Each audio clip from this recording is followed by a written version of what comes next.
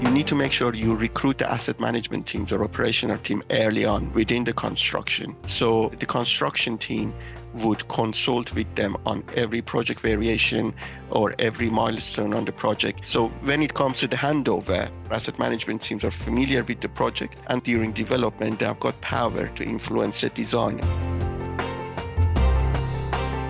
Welcome to the Risk Circuit, a WTW podcast delivering the latest insights into risk trends and challenges across the natural resources industry. With perspectives from leading voices across all key natural resources sectors, you can make decisions with confidence and clarity. Good day, everybody. My name is McShane, and I'm the Global Head of Natural Resources, Global Head of Engineering Natural Resources at Willis, and I'll be your host on this podcast today.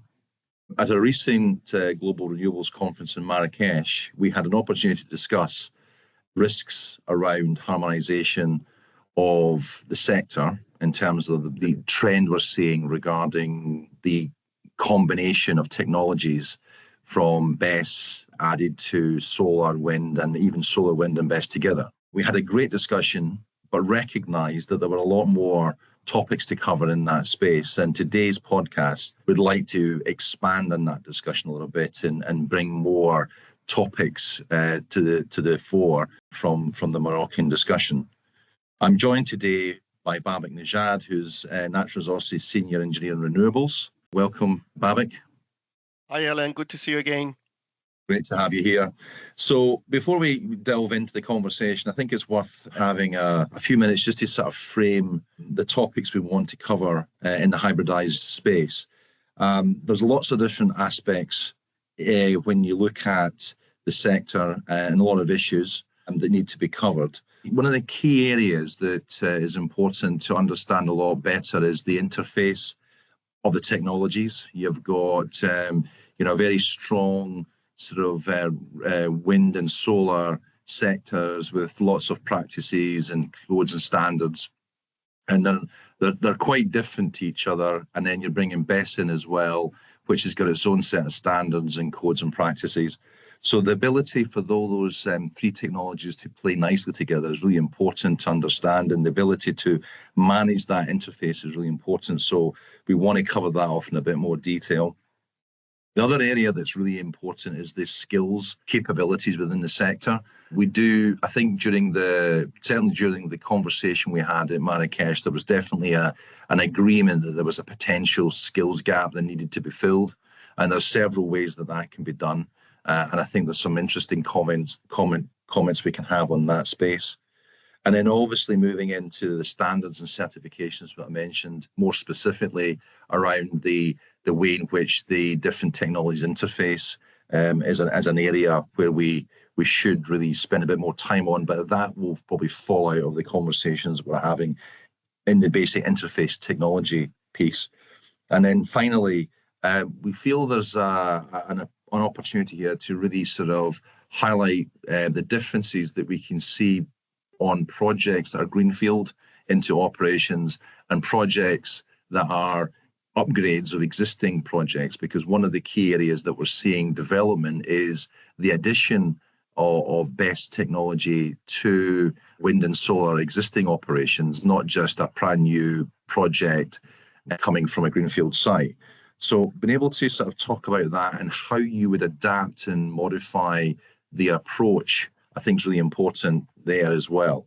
So with that, I'd like to start off with that first topic, which is really around interface of technologies. And I'm interested, Babak, from your perspective, where you see the key challenges in the sector. And I'm being very key here not to use risks at this point, because it's more about understanding the challenges, because I do believe there's lots of knowledge in the sector. It's probably just harnessing that technology and harnessing that knowledge to address these challenges, and how risk engineering specifically can help both project sponsors and the insurance sector appreciate and be comfortable with those issues going forward. Yeah, Alan, thanks. Yeah, that was a very good intro. And you kind of nailed it. So we shouldn't really call it risk. It's more of a challenge, because we already seen those challenges are addressed elsewhere, whether in the renewable itself or in a similar comparable industry like a power generation or oil and gas. But let's start with the challenges. So I'm going to be using challenge going forward more than a risk. And the first one you correctly mentioned is an interface, because so far we have seen most of these greenfield or renewable energy projects are standalone. So they have been delivered rather successfully in different setups. So whether it's the operation construction or is construction and then sold to a different owner upon the operation. So there are various shapes of form. But what we are seeing increasingly these days is a hybrid projects where you've got the BESS solar or wind-based solar, or maybe in future hydrogen or solar. So all are becoming mainstream, particularly in areas where you can deploy the utility scale solars like Australia, US. As you would typically deploy a BESS next to it to maximize the revenue. So the biggest challenge here, I would say, is the interface risk. So those projects are built in very remote area. There are different disciplines. Different contractors involved.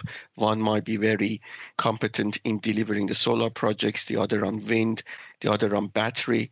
So there is a huge challenge to coordinate all in one go on the same projects, on the same umbrella. So having a very good PMC or project management office during the construction would certainly add value here. And also these projects typically share a substation. So you would see BESS, solar or wind in the same projects going through the same grid point. So that's create a huge interface challenge to manage. So because each has got the different power regulations, the reactive power requirement for wind or solar might be different to BESS, vice versa. So these challenges need to be appropriately managed through a good project management disciplines. The other thing we see is skills. As I kind of touched on briefly, we may have a contractor very competent in delivering wind. One may be very competent in delivering solar, and the other one BESS. So we don't, maybe yet in future, we may have companies can deliver all in one go. So we may see quite a lot of contracting here. So we can't have, it's very difficult, particularly on some markets, to have a contractor which is experienced enough to deliver wind, BESS, solar at one go under the same project umbrella. So there's a skill shortage at the minute, which will be addressed in future as the projects will become mainstream.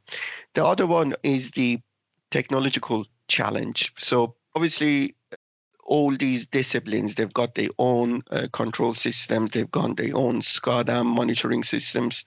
So there is no one size fit all at the minute. So there is always a risk of projects having to deal with different interfaces in terms of SCADA and control, so which makes the operations a bit challenging.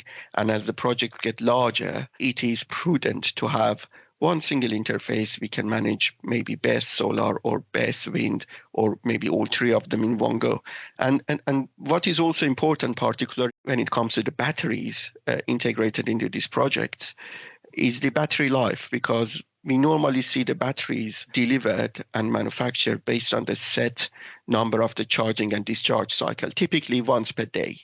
But then when it gets integrated next to the solar or wind, that charging cycle may be disrupted, and that would have an adverse effect on the battery integrity, which obviously there would be a whole opens up the whole sorts of problem, including the warranty and the battery life expectancy and cost to the project. So if you set your business model based on the set level of augmentations over 20 years, you may need to replace the battery more frequently, and you may not be able to even claim it at the back of warranty. So these things need to be considered, really. Can I just ask you about that? Because I think it's really interesting what you've said so far, because what I'm hearing is there's still a lot of siloed mentality, I think, currently, given the historical positioning of the sector, right?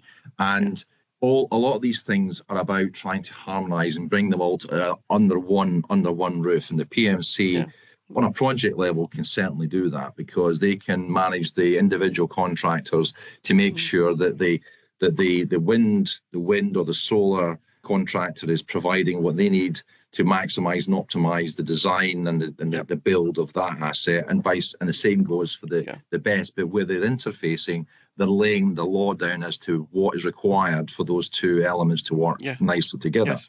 Yeah. The interesting bit about it is that you talked there about the battery storage, because a lot of this goes really at the battery life. A lot of this goes back really to the project sponsor, because it's all about looking at the project as a unit rather than looking at your wind and solar and BESS. I want to produce a renewables power output company operation, and it's about making sure that when you're actually building the scope for these projects is to make sure that a lot of that sort of harmonization is built into that sort of initial scoping as such. And that's more challenging, obviously, when we look at the last piece we were talking about, the difference between the greenfield sites and the upgrade sites, because greenfield sites, essentially you've got a blank sheet of paper that you can build it as you need to in order to optimize the harmonization. It's more complicated, maybe more challenging slightly in an upgrade project when you're adding BESS to an existing solar or wind operation. And sort of linking in, and it's all interlinked here, because linking in the skills piece, do you think that the project sponsors have the requisite knowledge, experience, and appreciation of these interface risks to really give the project definition the right focus? Well, there is no yes and no on this question. I mean, it very much depends on who is the project sponsor, who is the developer. So we typically see utility companies delivering a large solar or wind and battery storage these days in a hybrid setup. So they are very experienced in terms of managing, laying, executing, and delivering the project, because they have delivered gas plants before. They have maybe involved in offshore wind with lots of different interfaces. So they've got quite a good setup of project management, interface management to manage all those risks and then see it as a single project rather than the individual entities in silos. We also got the medium range developers, which don't have that set of skill, because normally they are the smaller companies, so they can't. So they may have a very limited project management office, may not have a dedicated interface manager on the project. So it depends at what. Well, wouldn't they have to have? They've certainly got to have a PNC if they're doing the hybrid. I think maybe what we're saying there is that the utilities have got an internal, a sort of historical experience in managing these type of issues. Yes. Whereas the mid to smaller developers may rely more heavily on the skills of the PMC to give them direction and scope. Exactly, and owners, engineers in that setup. So which is okay, but sometimes it makes it challenging, particularly if the projects get larger, the interfaces becomes more difficult. So maybe in one location we've got a very challenging grid requirements, and when you want to combine BESS, solar, and wind through the same connection point, that creates a huge interface challenge, which needs to be properly managed. So having a PMC in-house or having a risk manager, interface risk manager within the project, embedded in the project, would certainly help to address these issues. So here's a question. Here's another question on that point, because it's quite interesting, because when you're looking at the challenges around the hybridization, you've got two sets of challenges. You've got the construction challenges and making sure everything works nicely, but then you've got the longer term operational challenges, as we said, about how do you design the project in order to give you longevity in your assets, such as things like the battery life, right? Because that's all about how you manage the battery life and how that interfaces with the dispatchable power and such. And also, we haven't talked about this other commercial issues as well.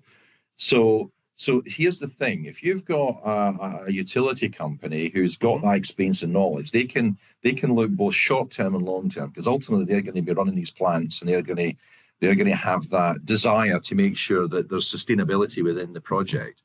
If you're in the smaller or the lower term project developers, where you're relying very much more on a PMC, The PMC is going to be more focused just on the construction side, and therefore they're going to maybe have less knowledge or less driver focus on the longevity of the project from an operational perspective.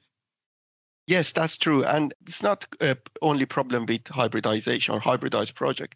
We've seen it across the renewable space very frequently, where the construction teams or the people involved in the construction, they don't necessarily have a view of operation for 20 or 25 years. But there are solutions with that. So particularly if you're a large utility or you are a developer, you have previously developed and operate projects, there you often have a process to feed back lesson learned during your construction. That's very important.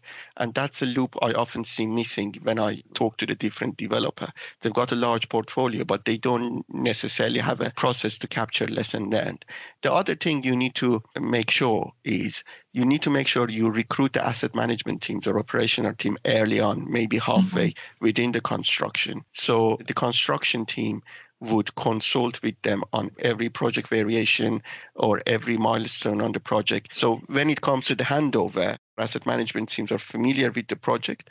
And secondly, during the constructions or during development, they've got power to influence the design and configuration just to make it worthy for the operational time. So it's more like a team management or lesson learned management than anything else. So I think that's a really good point you make about about sort of hiring in the ops team as early as possible, so you've got that sort of operational sort of voice within the project management. But see, it also comes down to you know what you know and you don't know what you don't know, right? So if the PMC doesn't know the benefit of that, then is there still a gap potentially where that could be missed? And the reason why I'm saying that is because I feel that there's an opportunity, especially for risk engineering, to really sort of help fill that vacuum potentially, at least in initial stages, to challenge the project owners that they've actually got the right balance of skills within their PMC or their project scoping teams. Oh, definitely. So it depends at what stage the risk engineers would get involved. Obviously, during the construction, we tend to be involved once the notice to proceed is issued to monitor the construction activity and several stages during the construction. The key steps, the enabling work, when it comes to delivering the major equipment, when the commissioning finish and pre-handover. So we tend to involve in various stages. But as you said, being involved early on during the development stage or pre-feed would help us to provide a view from totally different angle. So with the view of operation for 20 years, but hey, we are here from very beginning until the asset is decommissioned, because you always need the insurance, and the risk engineers are living and breathing with the project through the whole life cycle.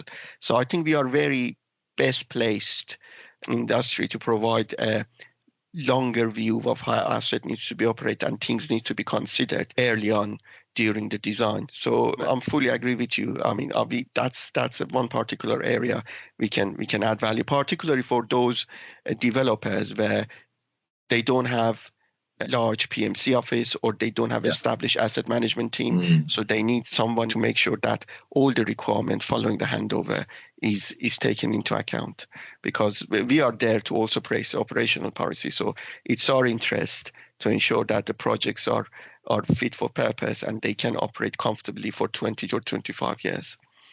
And that's where the sort of risk engineering comes in as well. It's not just about sort of providing that sort of insight for the future, but it's also, as you were talking, that feedback loop, isn't it? See, this is what's happened in the past. These are the areas where you can improve or you can increase your project resilience, right, by doing these certain things, because this is what happened, and it wasn't as successful as it could have been. I mean, to your point about things like you went back earlier about the control systems and stuff, and we've had this conversation a few times where we talked about, where you've got a control system for the wind, your control system for the battery or the solar, whatever it is. But in reality, there should be one control system, because therefore it optimizes everything out and makes a project more resilient longer term.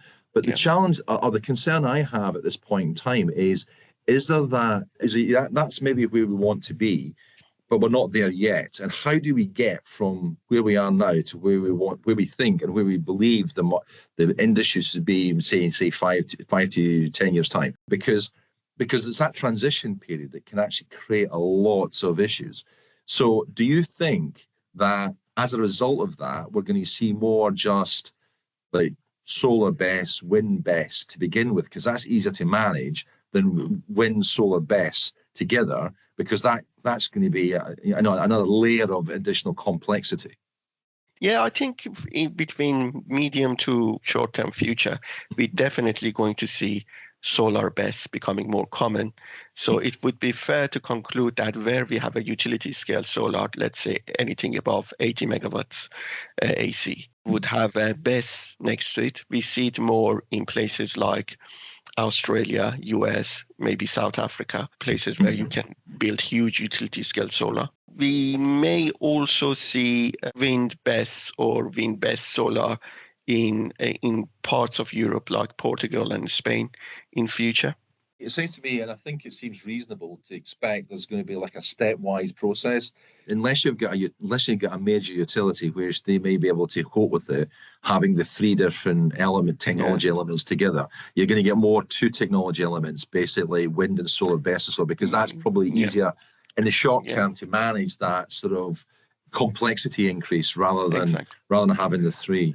And we also see cogeneration trends in places like Spain and Portugal, where existing wind farms are now having solar farm built next to it and sharing the same grid point of connection. So that will provide a more predictable, cleaner power in terms of noise and reactivities to grid. So we also started seeing that in parts of Europe. But what is important is, so far we have had BESS or battery storage systems around 1 or 2 hours of storage facility next to the solar, or maybe less. But I think we started seeing 12 plus hours battery storage now being built by large utilities. So certainly in places like Middle East, we've seen that plans are already in place to build a huge battery storage systems. So I think that would become norm, and that's a game changer if you can build a 12 hours plus. That means you've got regular dispatchable power, right? That gives you more stability in the grid as well. Yeah, you're right. You nailed it. So you can operate as a dispatchable renewable power generator, and maybe replacing the peaking plant. That's an idea, and that's already happening. We've seen it in Middle East, and particularly in Saudi, with the huge investments in renewable energy. That's interesting. I'd like to just change tact a little bit, because one of the things that we've talked about or touched on today is the skills, right? Because there's two areas of the skills sector that we should be thinking about here. Is the just general gap in the potential having sufficient engineers, technicians, and operators across the board to manage the increase in demand for projects and for operations. But there's also another piece as well about, that you mentioned earlier on, the fact that you've got very well experienced engineers on renewables, on solar, on wind, on BESS, but what you need is an engineer who can cover everything. So what do you see are the challenges there, and what do you think some of the solutions are around being able to address that sort of skills challenge? Yeah, so I mean, as I said, we've got a skill shortage here. We've got a shortage of qualified electricians in places like Australia or UK. So we may have a good solar installer, but now we are losing expertise in construction of wind turbines because of lots of changes in the wind sector. Lots of people made redundant. They may not stay in the sector. So the OEMs rely on the external or local contractors with not sufficient skills. For instance, on BESS, we don't have experienced BESS engineers. So we could use a power system engineers, but they are running very thin on power system modelings for the grid upgrade, so they no longer have capacity to come to the BESS space, so they already engage elsewhere, or they are fully committed to the much larger projects and they don't want to leave the project. So there is no enough capacity or opportunity to train the BESS engineer who is able to support the construction, who's able to support the operations. So these are main challenges. And by virtue, you can't have, at least in the short-term future, you can't have engineering capability which can serve wind, BESS, solar at the same time. They are not very complicated technology, but with the pace they are deployed, the Yeah. skill set couldn't really catch up. I mean, there are Mhm. lots of more complicated technologies out there, gas, steam, so they are far more complex than renewable project. But those technology being around for 50s or half a centuries or even more, so there was adequate time for the skill set to be developed around it. But for renewables, we don't have that, and that will be a challenge for the years to come, at least for the 5 or 10 years until we reach a plateau and we deliver few significant projects in different geographies, so where we can have a pool of people who have got experience with all these three technology in one single setup.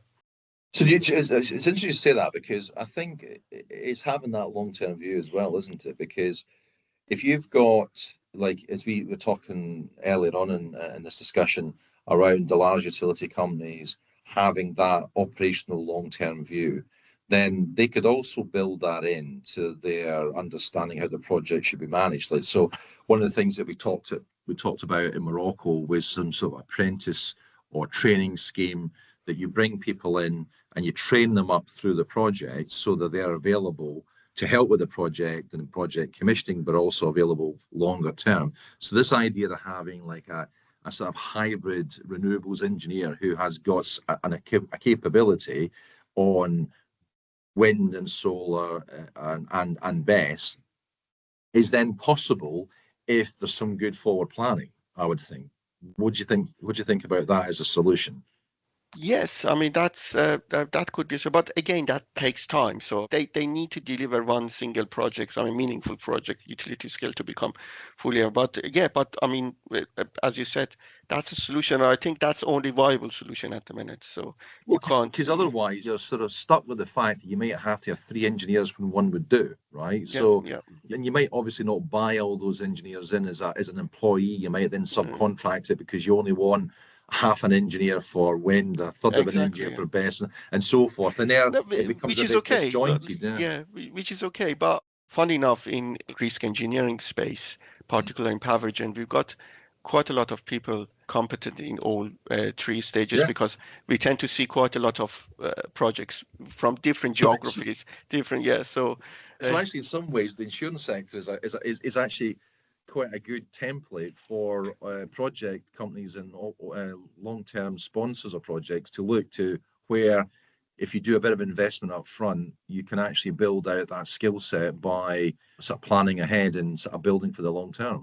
yeah, exactly, because we see quite a lot and we see things going wrong, and we see how others are doing the business, what has done in a good way and what has done in a bad way, pros and cons. And every time we see a new project or we talk with developer, we can turn a mirror and say, this is how you look like relative to others. That can go, Yes. because I mean, because one of the good thing with insurance, you exposed quite a lot to various elements, so that broaden your horizon. So yeah, I think that's the only viable solution in my opinion, as you just nailed it. So having an expertise from different industries and then try to merge it into the one. So another area I think is what we talked about, we sort of mentioned at the top of the conversation, was about standards and certifications. So Yeah. you've said, I think you said, I mentioned during the Moroccan debate about the fact that you have specific certifications for wind and solar and BESS and stuff. How do you see that harmonizing over the longer term? I think it will get harmonized. At the minute, wind has got its own certification, IEC, for turbine and also for the projects and project-specific calculations. Solar, again, it's got its own standards, UL and IEEE for the solar farms, and BESS is normally mandated under UL standards, and it will be IEEE and IC standards for BESS later the next year.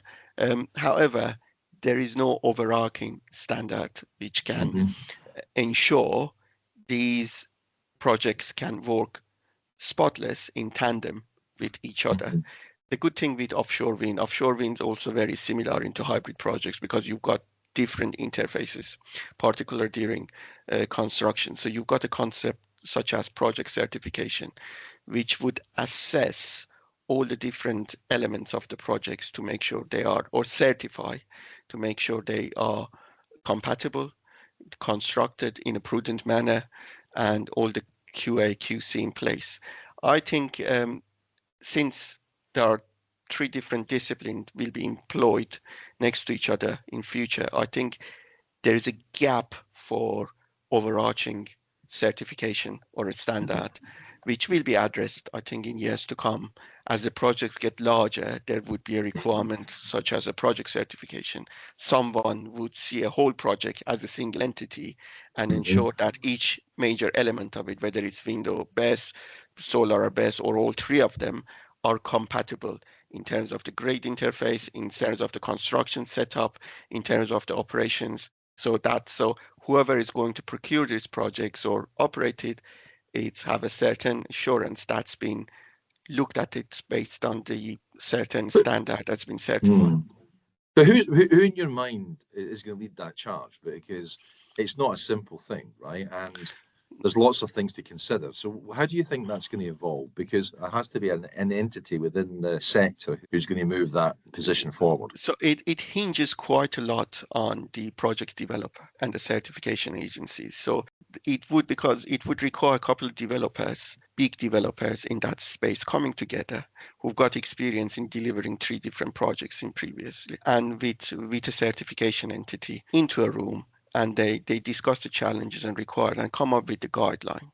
So once it's guideline there and is peer reviewed by certain people across the industry, including OEMs, other developers, and some expert in the field, then that would become standard.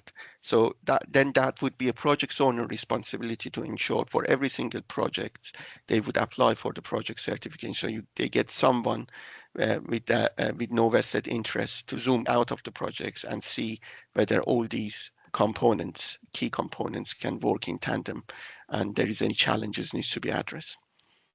So essentially, what you're saying is that the main project sponsors will front run any of this exactly. Development, and then the sort of regulatory standards agencies will piggyback on the back of that knowledge and understanding. Yeah, exactly. That's how has been on other spaces like wind or solar. So.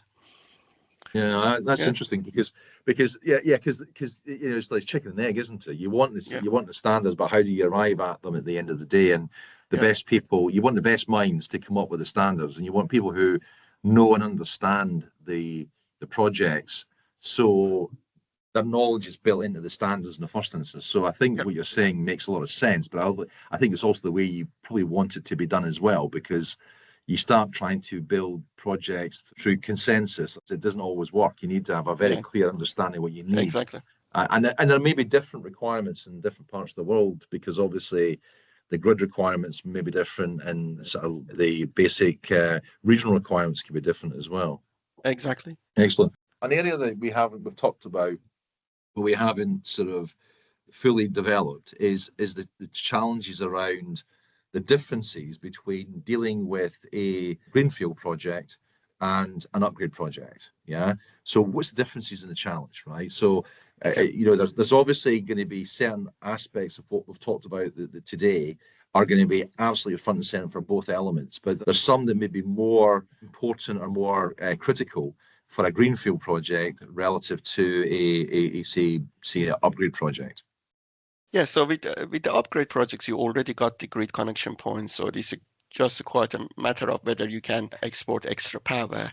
If not, whether the grid infrastructure needs to be upgraded, or whether you can get the license. So there would be a less burden on the planning. So it depends on what you're going to build and how you're going to upgrade it. You may not necessarily need to reapply for the planning permissions, but again, it's different location by locations. So you already got the existing lease for the land, for instance. It's quite easy to extend it. But with the greenfield project, so obviously it's a clean sheet. You need to put everything from day one. So there are quite by virtue you need big project teams It depends on the size of projects, PMC. And if you're building hybrid projects, you probably need to have a good interface management on that. So you would probably need to design the grid connection points. You need to design the substations. So you may not have the grid available on that location. So you may need to even think about building the grid infrastructure and divest it later to the grid owner. So these matter. So power upgrade is obviously cheaper way and quicker way to the renewable revenues. Obviously, greenfield projects where you've got a clean sheet of paper, it's more like a long-term view, if that makes sense. Okay, so where do you see in this? Because the one point that sort of comes to my mind when I'm thinking about this is the sort of differences in technology and technology maturity and its position within the sector. So what you've got is, if you've got a greenfield facility, you've got the ability to bring newer technology of all parts of the project. Whereas, if you're looking at sort of upgrading, you've got a technology that's already established, and it may well be still the principal technology, but it might be starting to become a bit dated. And then you're going to be bringing in a newer technology, say on the battery side specifically. Do you see there's some issues there, or do you think at the current time there's not really an issue with that? I mean, we already seeing that. So we've seen a 15, 18 years old wind farm being upgraded with the BESS facilities. So it's doable and it's being done. The only challenge is the interface. Would they go through the same grid connection point? How the grid is managing the reactive power and the turbine? Is it going to affect the battery storage you're going to put put next to it? I don't think it's massively constrained by technology, because there is always a solution, and we are seeing being deployed. It might be more of a challenge, or you may are limited to the few suppliers or a few choices, and by virtue that would affect the financial impact on the upgrade. But I think it's still doable, and it's a sort of challenge can be addressed one way or another. Excellent. Well, I mean, this has been a really interesting conversation, and I hope the listeners will also see it as such. I think I'd like to sort of draw a close to the podcast today. Thanks, Babak, for your time and your insights. It's been really interesting. Thanks, and I do hope the listeners think that there's some value in what we've been discussing, because I've certainly found very interesting. And I hope to see you soon in another podcast. Thank you. Bye. Bye. Thank you for listening. We hope you found this episode insightful.